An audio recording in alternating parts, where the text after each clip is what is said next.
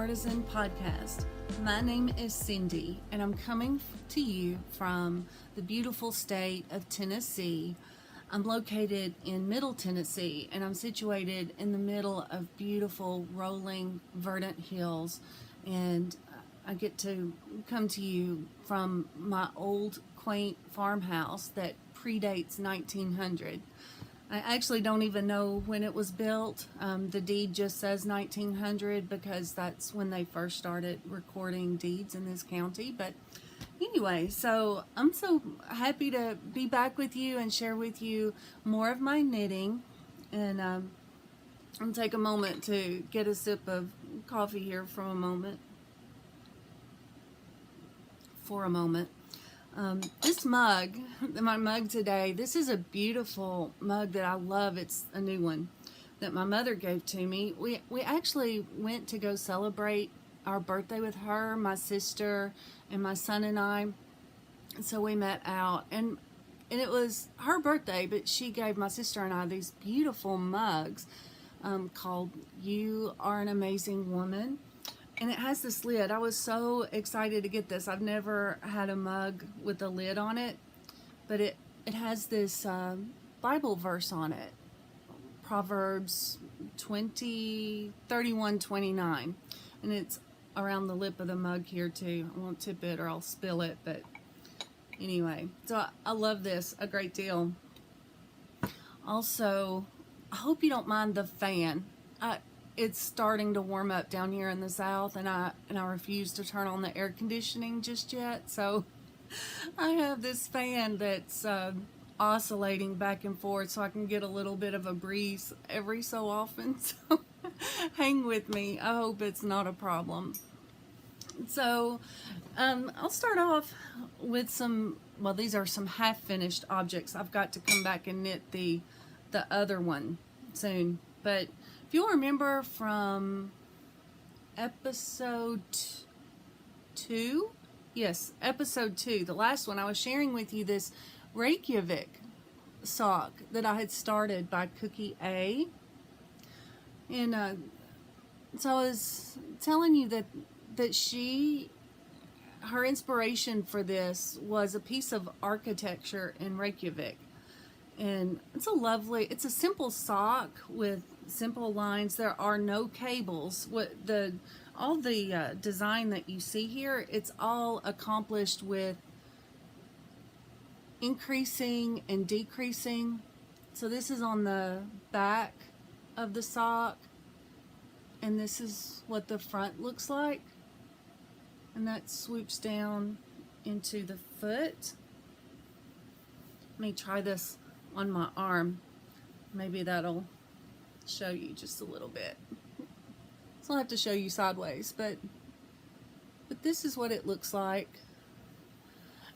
Now this is a pattern that has a heel flap and gusset, and I think it's just really lovely in this design. You know, it just looks so pretty.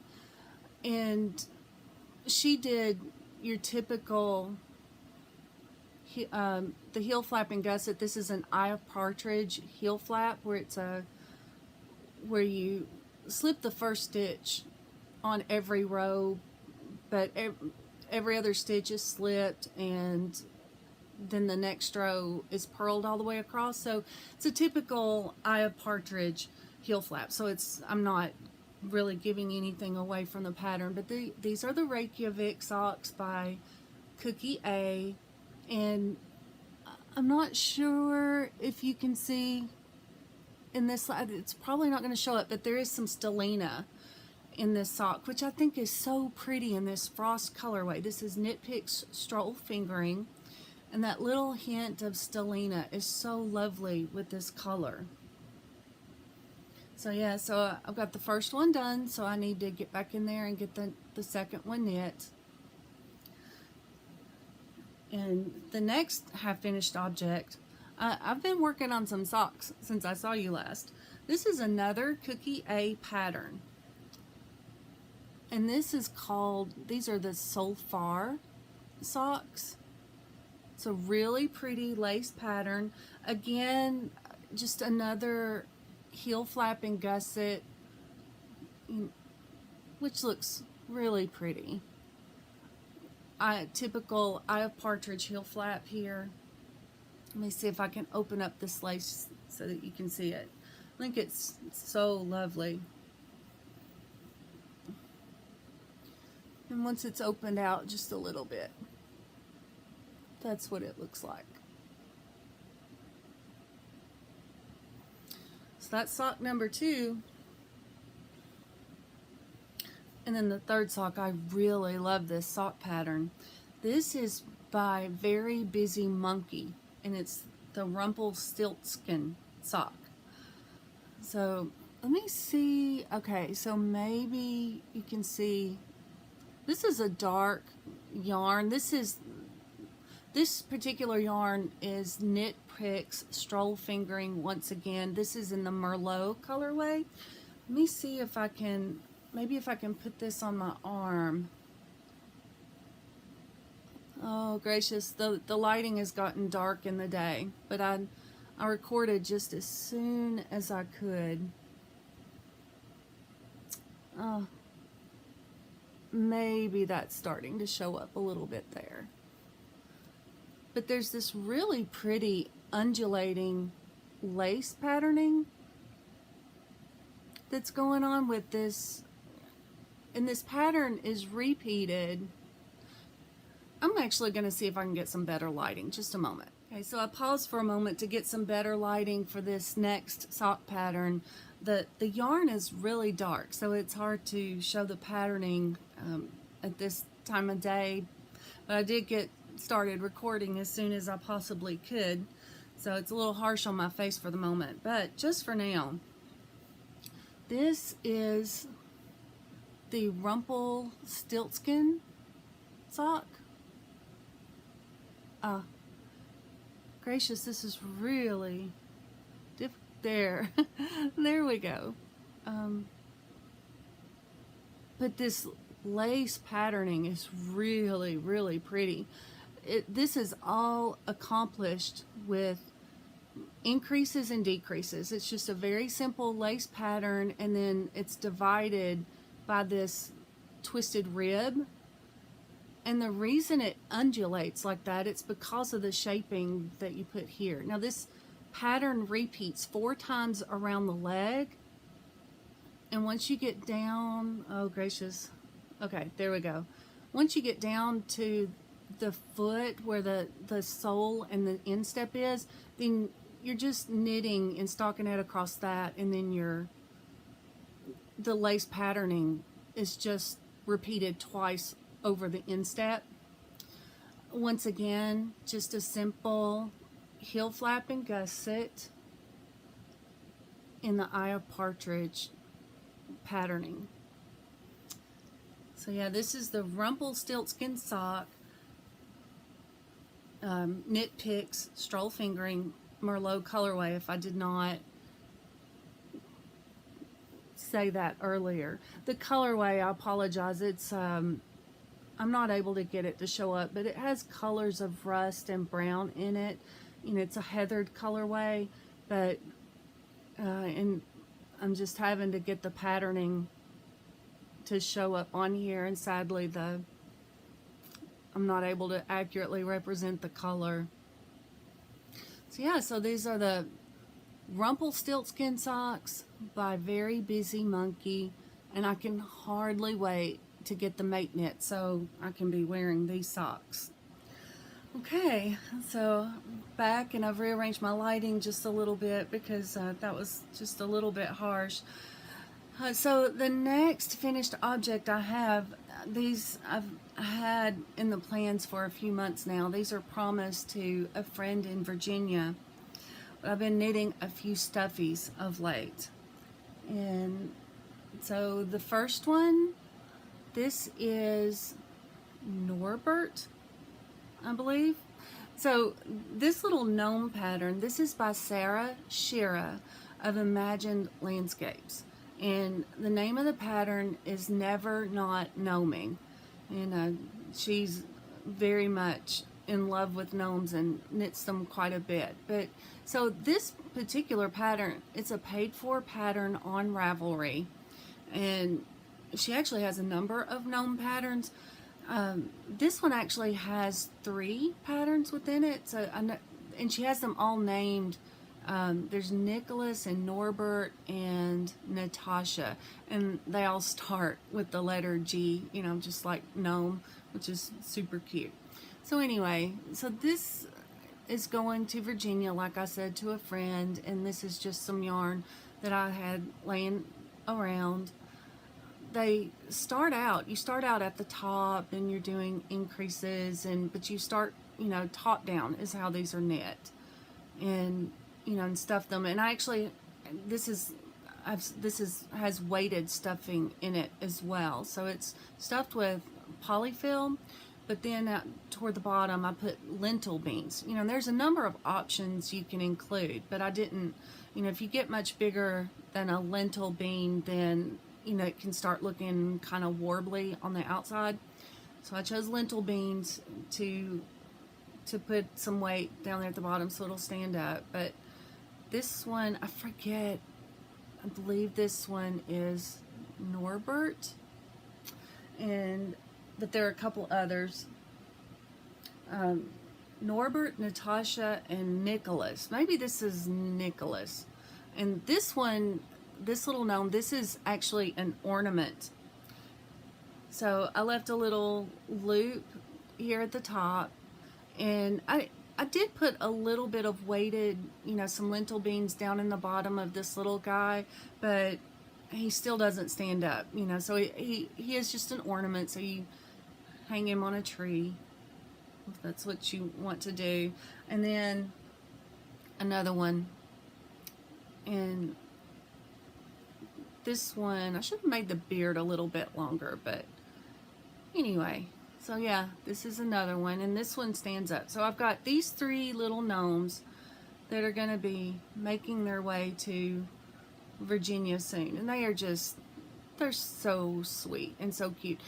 Another awesome thing about this pattern, when you purchase her patterns, Sarah has a YouTube channel, and she has a number of tutorials to help, you know, with knitting her gnomes, so if you need help with some of the instructions that are in the pattern.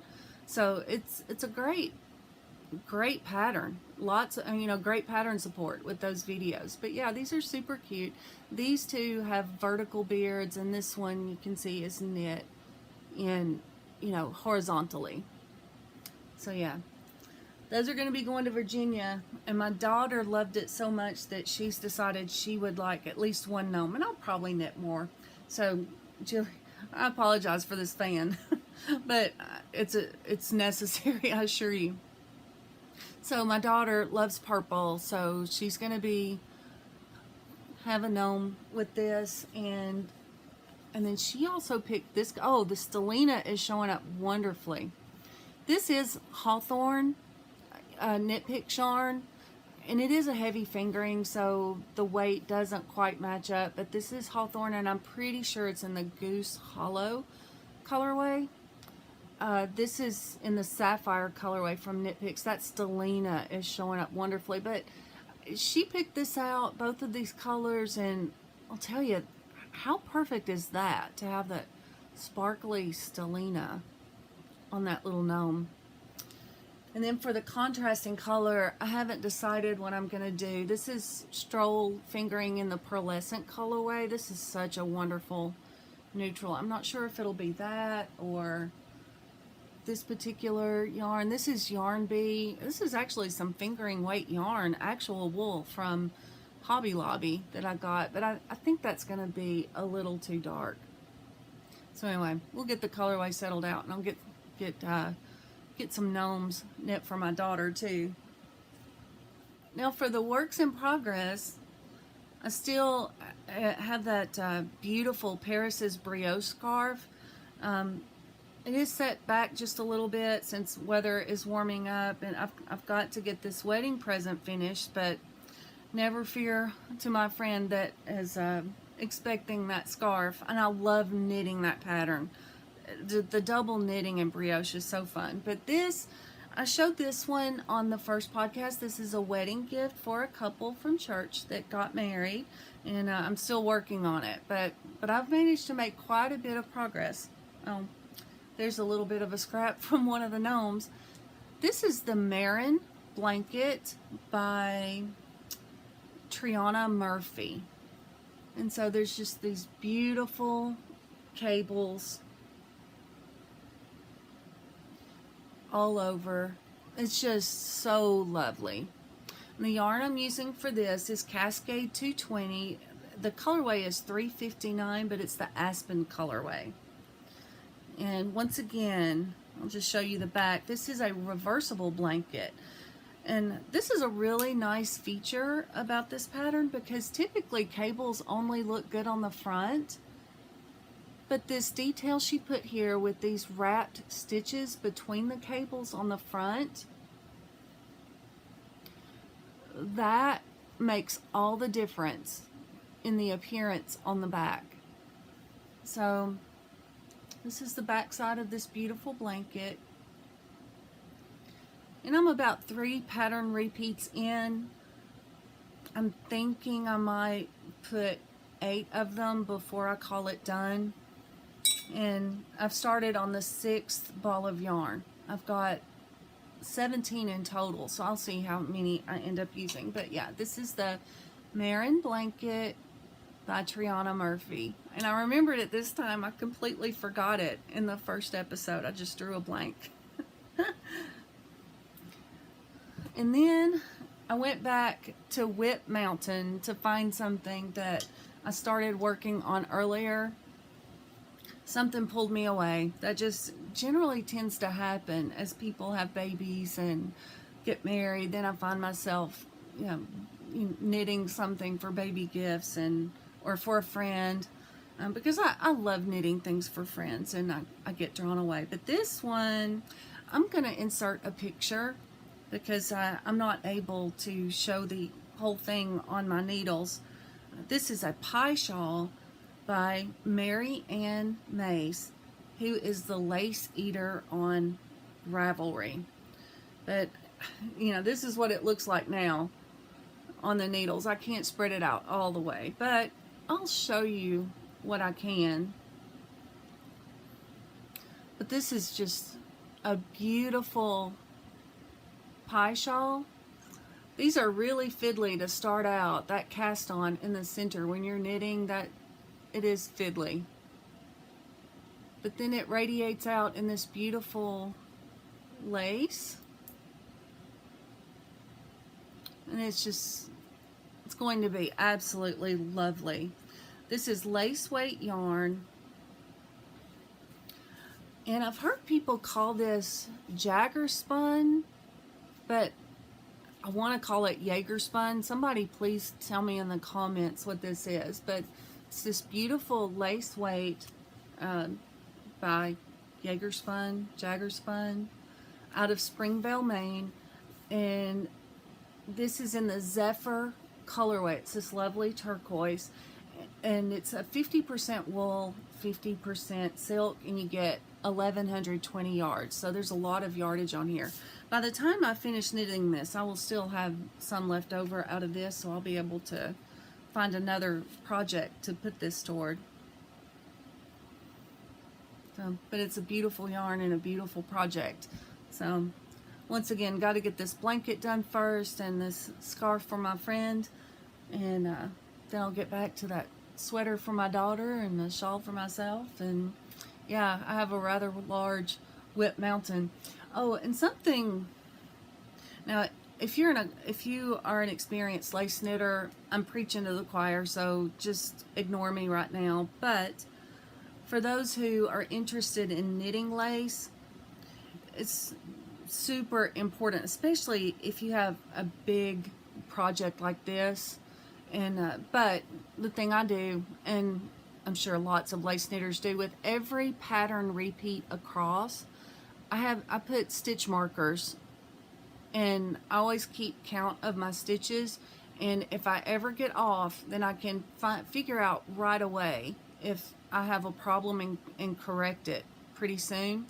So, but then my beginning of round marker is different from all the others. And these are, let me actually run over there. I have my stitch markers over there. These are Cocoknits, and these are little metal vinyl coated stitch markers, and I love these from Cocoknits. I'll be right back. Okay, I'm back, and I went ahead and turned the fan off, so I think I'm close enough to the end that I can do without the fan. And I thank you so much for being patient with me. It's getting a little warm down here in the south already. But these are my Cocoknits stitch markers. These are small. These fit up to a size 7 or 4.5 millimeter. I also have her large ones that fit your larger needle sizes.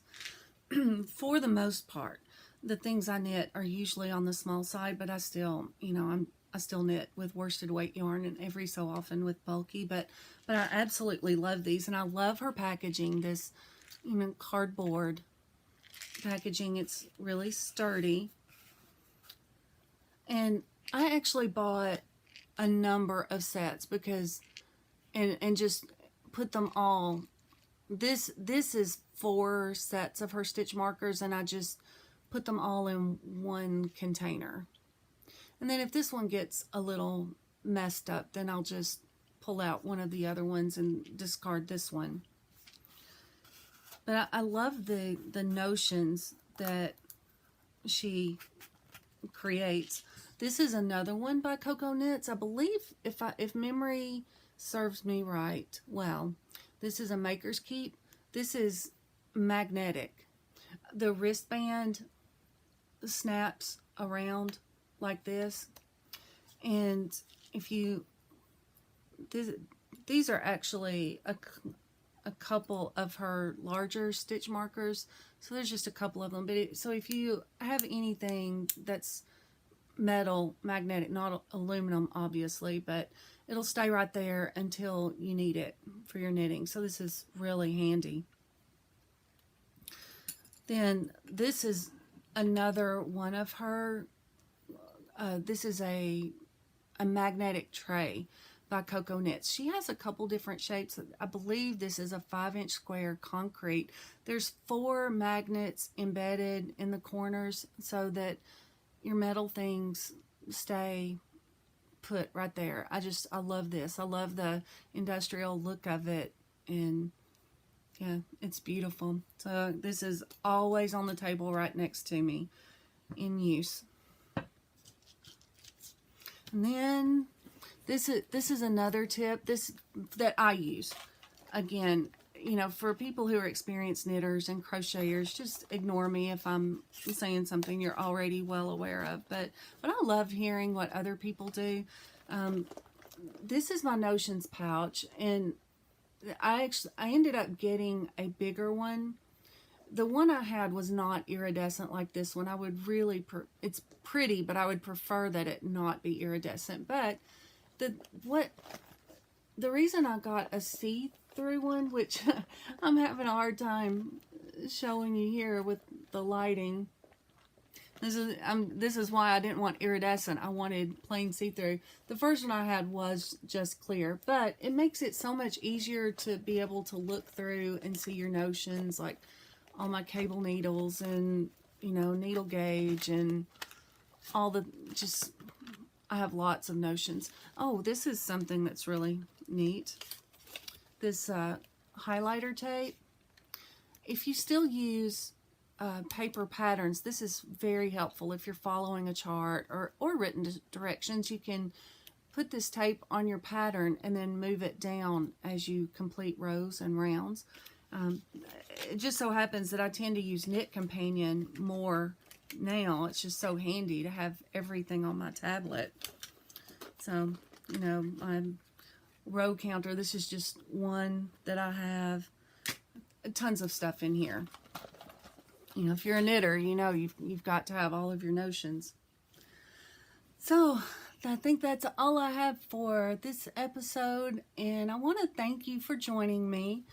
I have a little bit of footage that I've taken of just driving around some of the places I end up going through when I'm driving through Middle Tennessee. I absolutely love seeing where other people live, and if you're interested, just hang out for a few more minutes and watch some of the beautiful Tennessee countryside that I am so blessed to get to live in and be immersed in. So with that, I will see you next time, and don't forget to talk to me in the comments. I absolutely love hearing from you. Until next time, bye from me and my little homestead in Middle Tennessee. Bye.